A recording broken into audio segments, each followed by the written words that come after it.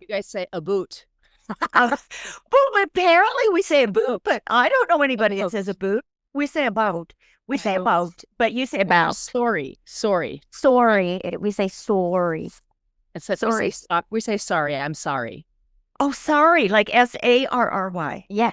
Sorry. We say sorry. And you guys say I'm sorry. But other than that, we need to move on. I know we need to focus. Sorry, Barb Demaray, could you raise your mic just a touch? Like, Melly just said, sorry, Barb, would you you just said the word.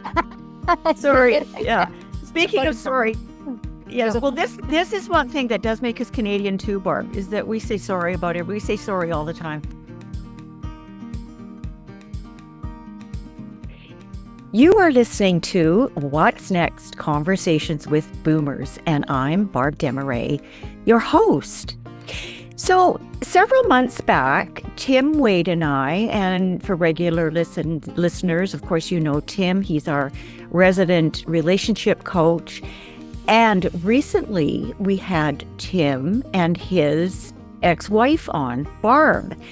Barb and Tim remain partners and very close friends, although they are no longer married. And we had the most interesting and warm episode with them talking about their reconnection.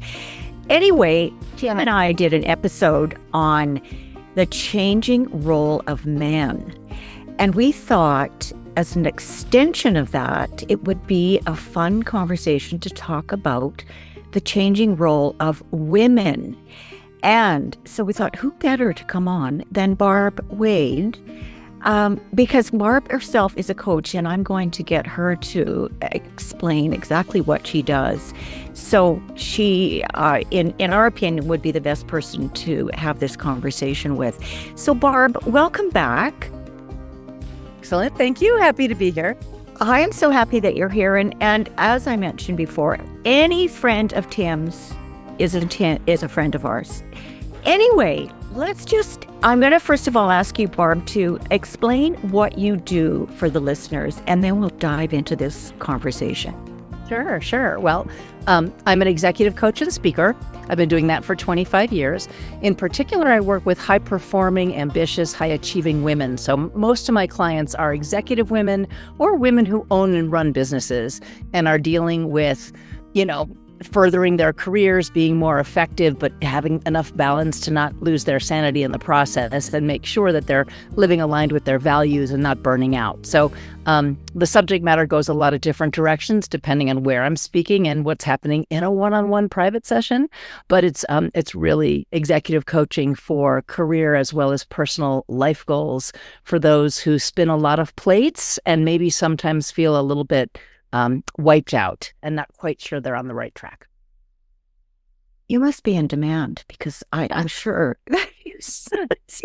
many women, and this is really great because you're dealing with the women of today, which, to get into our conversation, is very different than the women and the role of women 50 years ago. So why don't we just start off talking about what was the role of women, let's say in the 60s and 70s? How would you define that, Barb?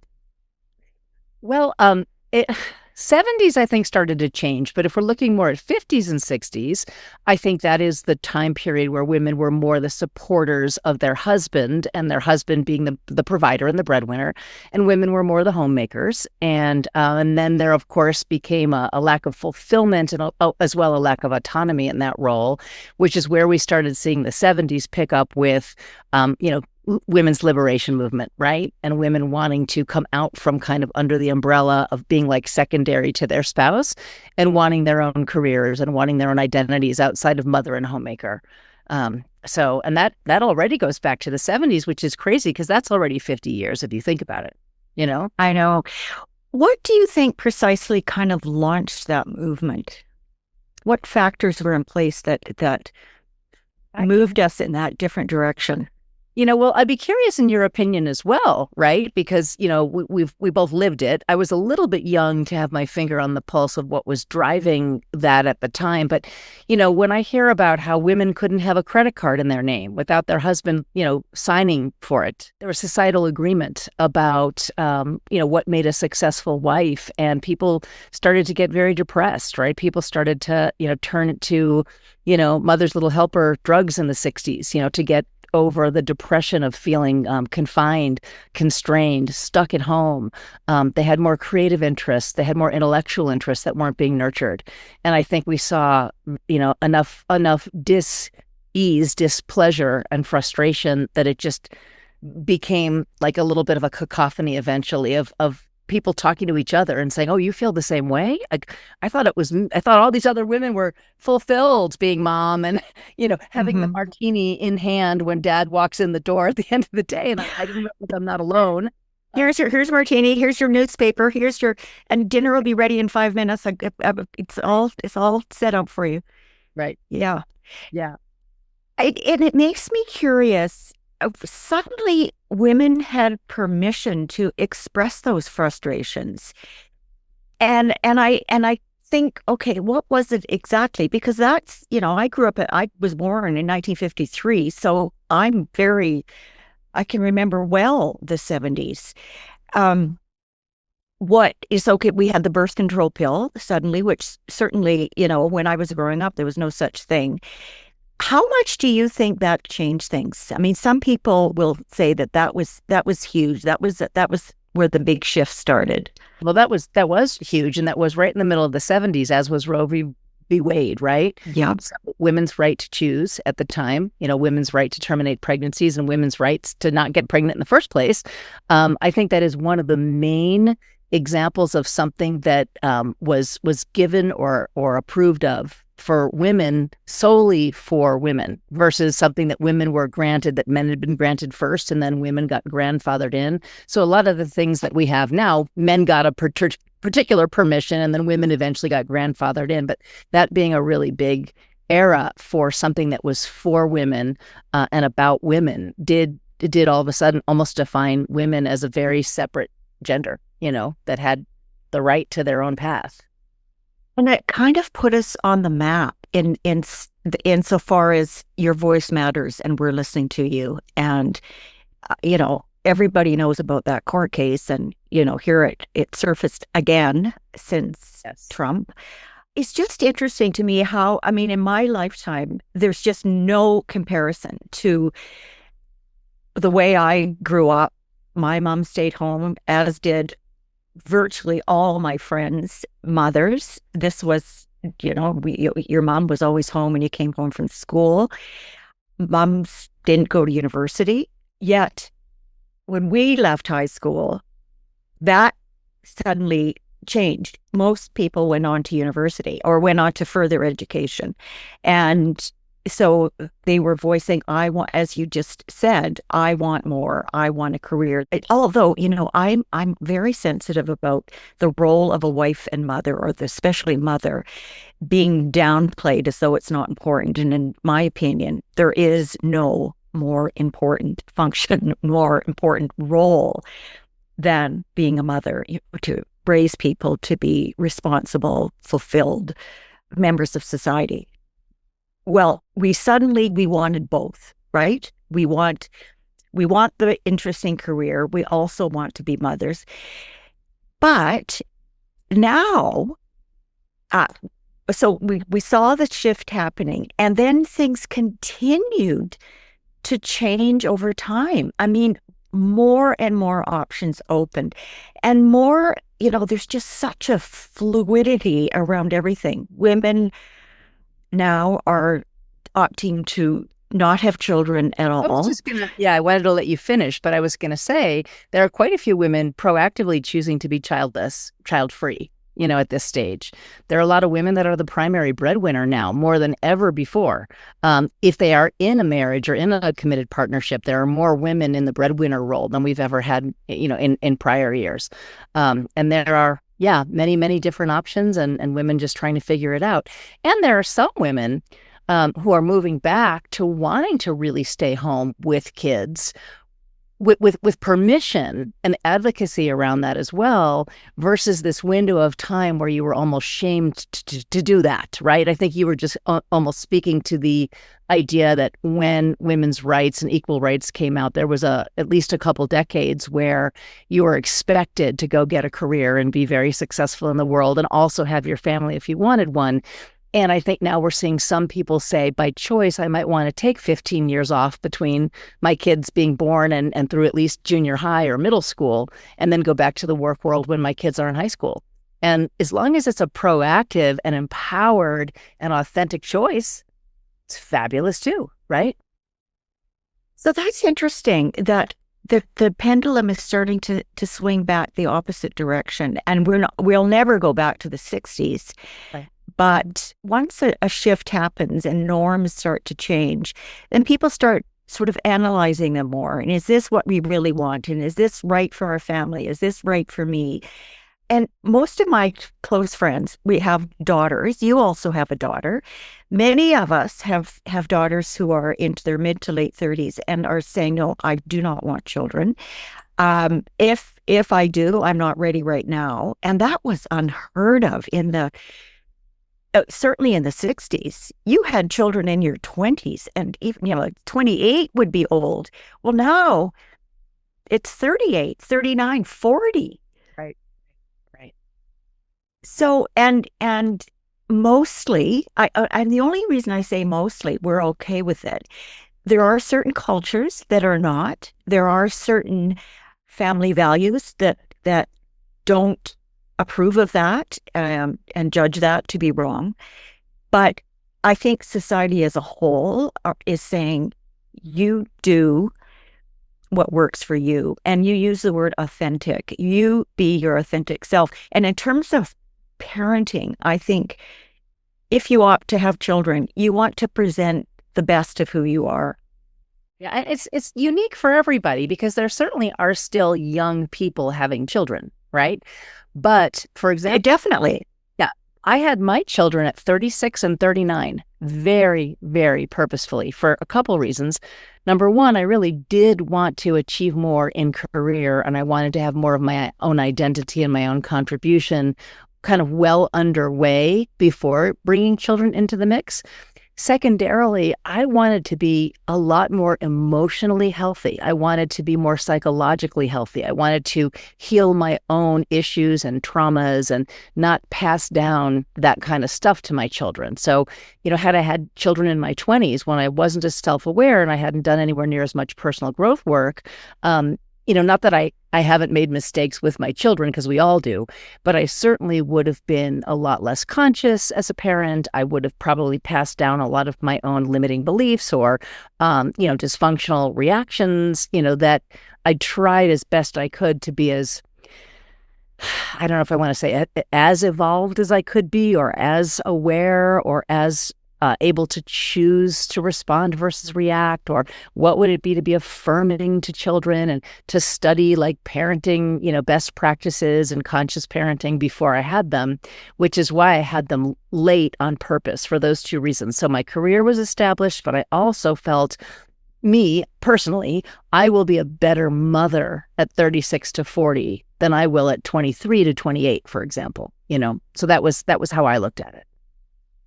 I'm so glad you're saying this, Barb, because it's not a mindset that anybody ever had, certainly in the 70s, 60s, 50s.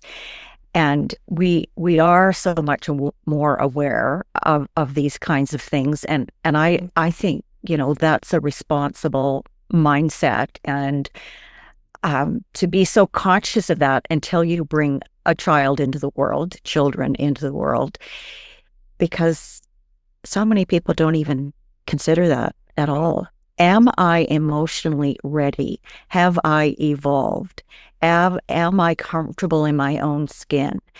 And as I said before, can I present the best of me to these children that did not ask to be brought into the world? And I think we do make better parents when we're usually, in my opinion, we do make better parents when we're a bit older, and yes, as you say, have an established career.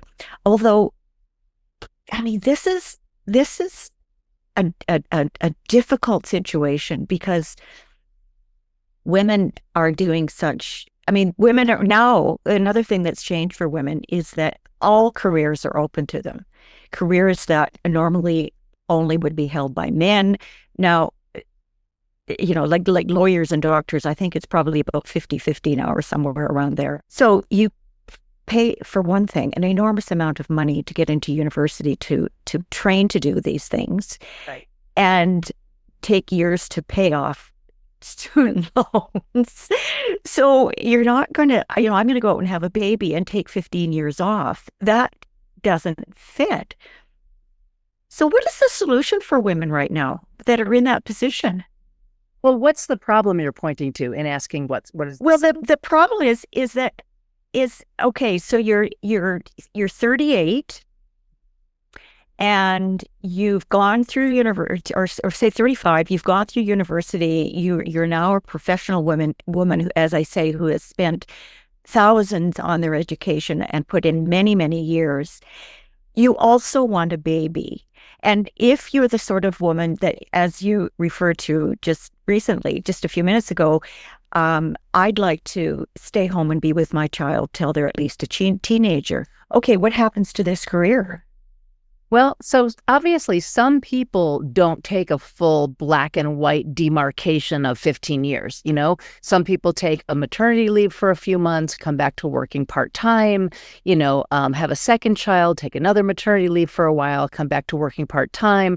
By the time both kids are in elementary school or kindergarten or so, they're back in the working world. So there's definitely a gray zone. But if somebody did decide, I'm going to really take a break from career at 35 for another 10 to 15 years, they're certainly welcome to do it. I mean, I've had a few clients, not too many over the years, but a few who've done that and have come to my coaching to get back into the work world. And to, now that I'm kind of an empty nester, so to speak, they might say to me, not that they're an empty nester, but their kids are, let's say, in high school. And if they're involved in theater or sports, they're leaving at 6:37 in the morning and they're not home till 5 in the afternoon.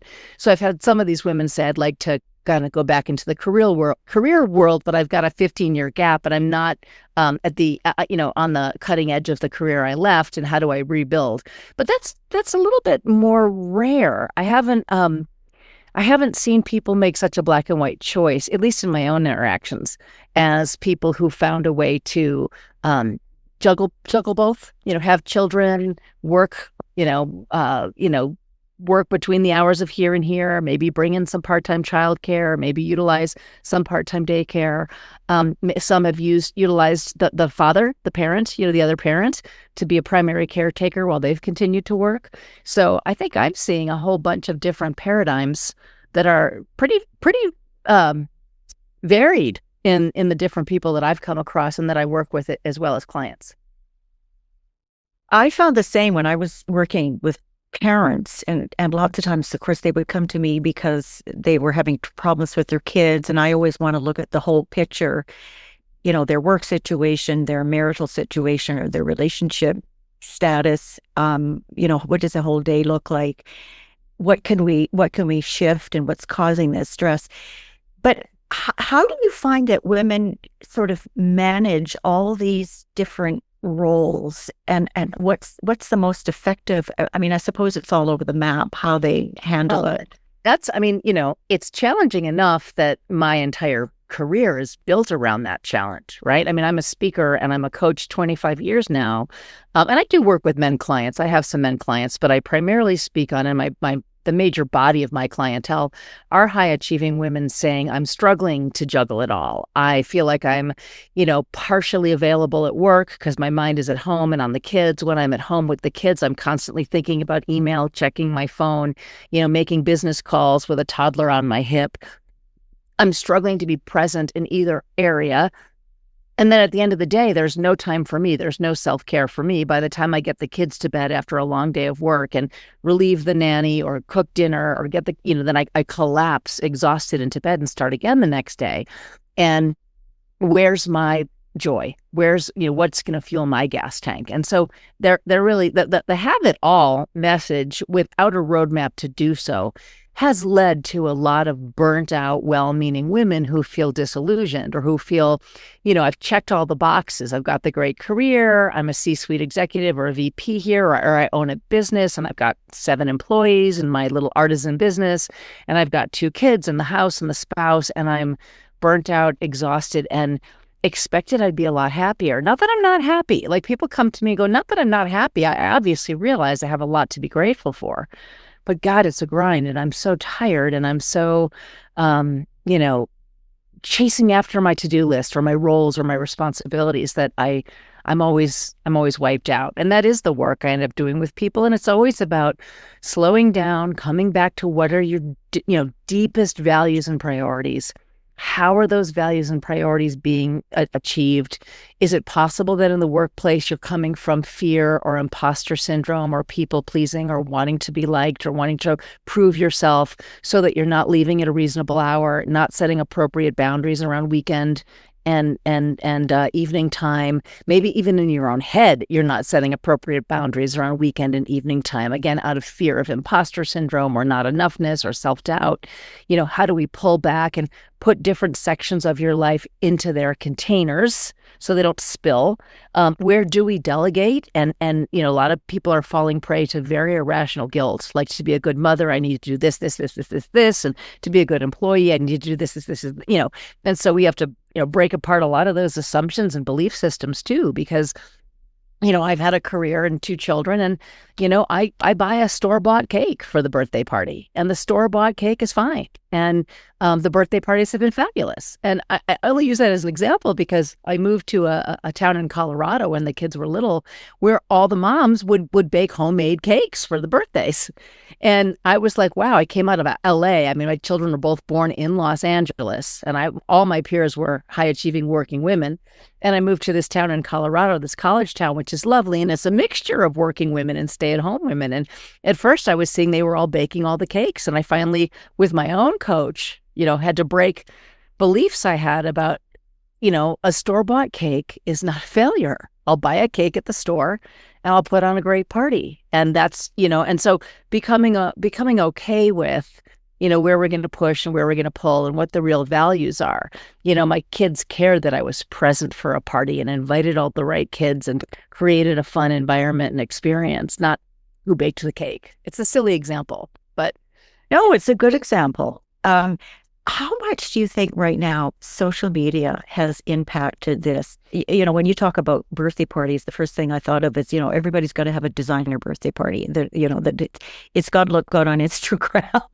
In the meantime, you've been working at an, oftentimes 9-hour-a-day job, certainly an 8-7-hour-a-day job, and having to put on this fabulous party where the optics have got to be just right because it's got to look right on social media. And that in itself is an enormous amount of pressure. And like even the birthday cake, it's got to be whatever. Yep. I agree. I think people put the best versions of themselves on social media, and then we all compare and fall short. And that's happening with my young adult children too, that they're seeing their peers, putting the best versions of themselves forward, and they compare themselves as well and feel that they're lacking or they're not where they should be in their lives, or they haven't amassed what they should have amassed, or they don't have the right look or the right body or the right clothes, or again, similarly, because people are just putting a very designed slice of life on social media. And yes, mothers are putting these very, I have certainly a bunch of friends and colleagues who go out of their way to put very authentic, no makeup, oh my God, I'm pulling my hair out, messages on social media because we want to normalize that all the flavors and colors of being human are welcomed. But I do think, you do see a lot of the polished presentation. And if you're not careful, and if you're not talking to someone to help you come back to reality, you can get very seduced to everyone else, has all of it together, and I'm the one who doesn't. Wow, this woman's in a bikini and flipping burgers and hosting a barbecue and is on the board of this nonprofit organization and works full time as and you think, oh my God, I got to compare my insides to what I'm seeing as everyone else's outsides. And I think that's a really, really big trap and mistake, is to compare my insides. I'm burnt out, I'm overwhelmed, I'm barely keeping head above water, to these fictional outsides, that we're seeing from everybody. That is very optically orchestrated, as you said. So I agree. And they're all burnt out too. They're all going crazy too. It's just that they're not announcing it on social media. Why are women delaying marriage or deciding not to marry at all? But you talked about your own situation, but in general, women do seem to be delaying marriage or deciding not to get married at all. What contributes to that? Why have we moved the needle so far? Well, I still do believe mathematically that the majority of women do couple, whether it's a committed relationship or a marriage. But to your point, I think we have more permission for a subset of women to be choosing to stay single and choosing not to partner than we have before. I still don't think it's the majority, but I think it's a much larger community than it's ever been. And I think there are a few reasons. I think women are not needing it economically. They're not needing to partner with the man to be able to pay their way in the world. They're doing well in their careers. They like their autonomy. Perhaps they're pickier. Perhaps they have higher standards because they don't have that desperation.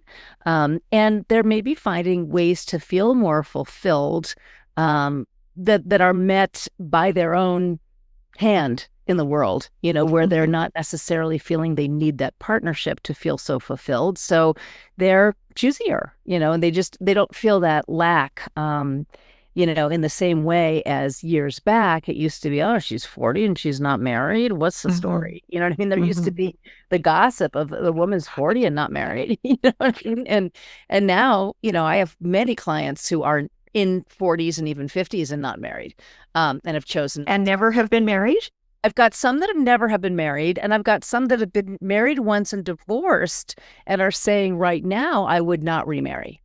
So, and that's an interesting, not that I wouldn't partner, not that I wouldn't find a life partner if I meet the right person, male, female, or whomever, not that I wouldn't perhaps partner and share my life with someone, but I no longer feel I need the title of marriage, and I no longer feel I need to combine finances and combine assets in the way I did when I was married younger. I kind of like the nest egg I've built for myself. I like my autonomy. I'd be happy to partner with a person to enjoy life with and to be physical with if I choose, and to, enjoy hobbies and deep emotional and spiritual growth with. But I no longer feel that I would necessarily formally marry. And I hear that more often than I would have expected as well. Yeah.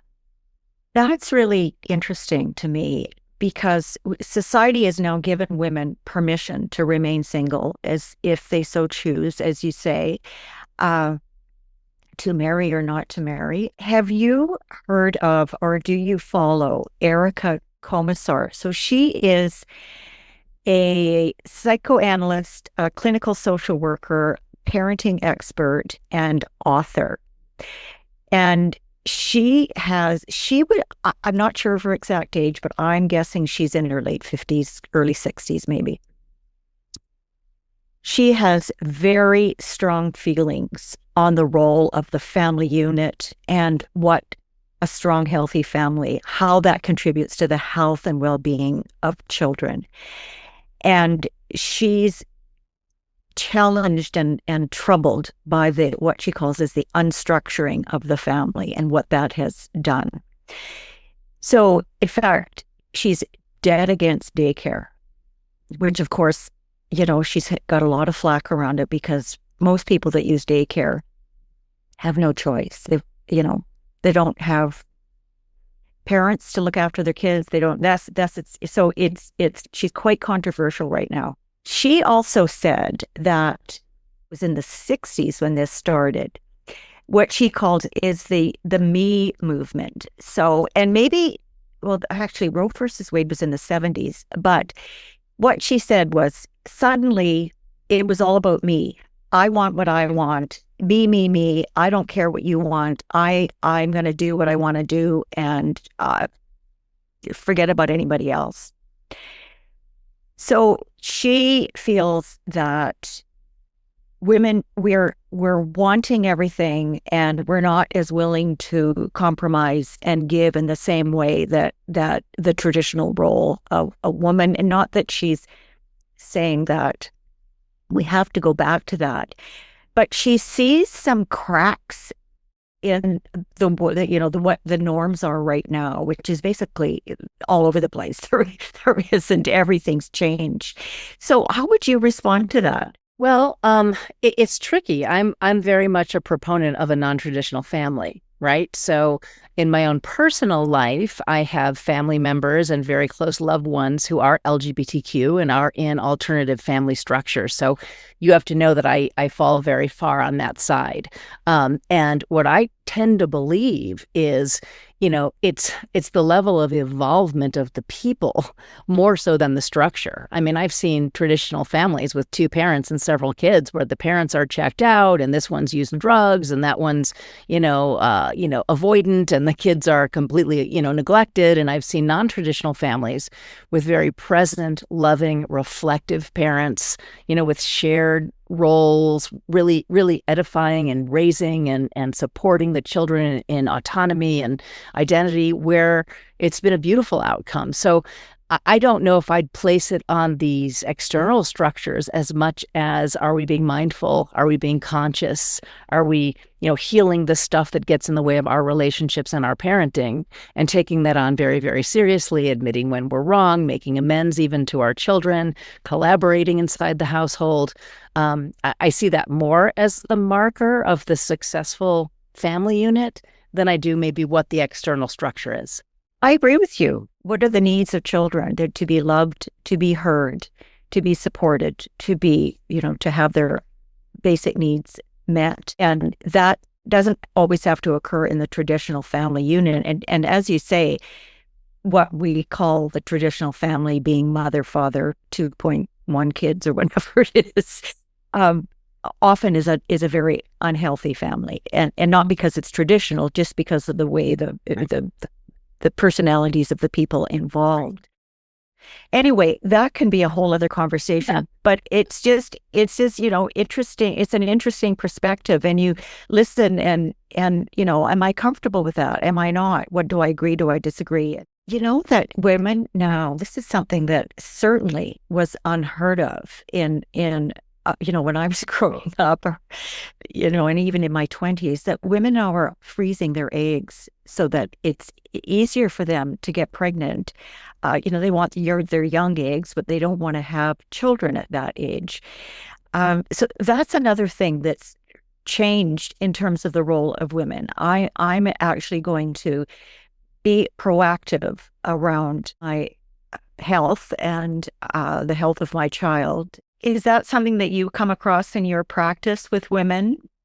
I know that obviously freezing eggs is an option. I've had a couple clients over the years, maybe 3, who've needed some kind of fertility assistance, and they've been delighted that they've got it. I mean, they've been delighted that we have the ability to assist with fertility and that they've been able to get pregnant at the time that they chose. And of course, there are also unsuccessful implantations that I've coached clients through as well, which is difficult and heartbreaking. And the whole process is very, very, very expensive. So I think it is still very much, there's an elite group of people primarily who can afford freezing eggs and then implanting and then trying multiple times sometimes. But it just, again, does give us another option, right? It does say, gosh, if I think I'd like to have kids at 38 and 40, or 40 and 42, and I feel like at that point, my eggs won't be in the right shape and I have the means to freeze them at 26. It allows for certainly more variety in people being able to start families, or women, especially on their terms and on their time frame. It's just another variable that is that we have now. It's really interesting. In terms of who've had children alone over the years, again, 25 years. That's another thing. Yeah. I've had people in my practice that have had children alone biologically and that have also adopted children alone. and decided I'm not waiting for the male partner. I haven't found the right male partner. I don't want to miss being a parent, a mother to a child, and I'm going to adopt, or I'm going to, use donation and surrogacy and have a child. So yeah, lots of options, I guess, right? So many options. And, Yeah. in the 60s and 70s, we referred to those women as unwed mothers, and now they're single mothers. We just changed the terminology totally. And another thing I'm thinking in terms of relationships and women waiting to much later to get married, or not being married at all, or not even partnering, choosing to stay single, is when we were growing up, as you said in the beginning, we were as women to our partners, we were the subordinate. We deferred to our male partners all the time. And we all know that we often tolerated behavior that was intolerable. But this, we were the dutiful wives or girlfriends or whatever. And because we have so much more knowledge now of what a healthy relationship looks like, women are simply not tolerating that behavior anymore and saying, until I find somebody who I can feel safe with and who I can be authentic with, I would rather be on my own. Right. Right. That speaks to something we were discussing a little bit earlier, which is I think women are choosier. I think a lot of women are waiting for a man to really hit a pretty high bar. And, that, lessens the playing field when you're really looking for someone of tremendous character and tremendous personal growth and tremendous, intellect and, all the things that we aspire to. I think we're not compromising as much. And I suppose that's a good thing.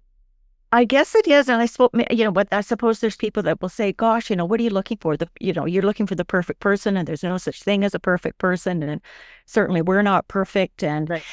I'm kind of in that category myself. Tim and I, as I shared with you on the other day, we did an interview, and, Tim and I are no longer married, but we are very much life partners, and we are redefining what our relationship looks like. And people say, are you reconciling? Are you getting back together? And it's a hard question to even put into language. We are very much partners. We spend a tremendous amount of time together. We speak multiple times a day. We see each other probably 5 out of 7 days a week. We are co-parenting 2 very high needs children together. Neither of us are dating anybody else. But we're reinventing this in our way, on our terms. We have separate households. We have separate money and income. We have separate friendship groups and interests. But we come together in all the ways that really work really well for us after having been married and gotten too enmeshed or too, with everything being shared. And there were too many stepping on each other toe circumstances and expectations and unspoken agreements and resentments that caused us to recognize marriage was no longer working. And so with that experience, now we're kind of reinventing, where do we have our autonomy and where do we have our shared pieces? And it's definitely non-traditional.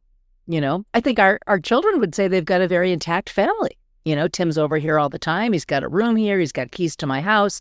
Likewise, I have with him. So they feel the family's pretty intact, but yet their parents are not married. So. You know what, Barb? What? Sounds great to me. It really does. And I just think, thank God, we have the freedom to do that now, and people are making you feel guilty or bad, or there was just so much, in the earlier years, just so much guilt. What? You're not married yet? What were you doing? What? Why are you still single? What's wrong with you? Or we don't hear that anymore. Although, this could be a further conversation, but women, there's still not equity in the workplace. The Me Too movement is still relevant. There's lots and lots of ways that we can continue to move forward as women. But things are changing. And I would say, Barb, for the most part, for the better. Would you? I think so too. I really do. Yes. Absolutely. And it's been a great conversation. It's not like I sit down and think about all these specific questions, very often. So I'm glad that we did. And I'm glad that we're, bouncing ideas and kind of reflecting on, where things seem to be today, where we've come from, and maybe where we're heading, Yeah. So have you got anything you'd like to add to this? Oh, gosh. Not particularly. I mean, if anyone's interested more in my work and some free resources I have, they're welcome to go to my website, which is barbwade.com, BARBWADE.com. And I have some resources there, and I have something called the Burnout Breakthrough. So if anyone listening is feeling on the verge of that burnout, being overcommitted, trying to do it all and have it all, I have a 40-page ebook, workbook on overcoming burnout, exhaustion, and overwhelm. So if that's helpful, I'm happy to have anybody download it who would like to. But I've just enjoyed our conversation today very much. Yeah, me too. Well, that sounds like a great resource. Okay, so we know how to reach you, and you are on Instagram as Barb Wade? Coach Barb Wade. Yeah. Coach Barb Wade, okay. And Facebook? Well, LinkedIn as well, Coach Barb Wade. Okay, on LinkedIn, okay. Thank you, Barb, for coming. This has been great, and just don't be surprised if you get a little text from me down the road. Can you come back? Well, to talk about it. Probably talk about a lot of things. So I know. Thank you so much again, and we'll see you again. Okay, absolutely. Bye. Thank you. Okay, bye, Barb.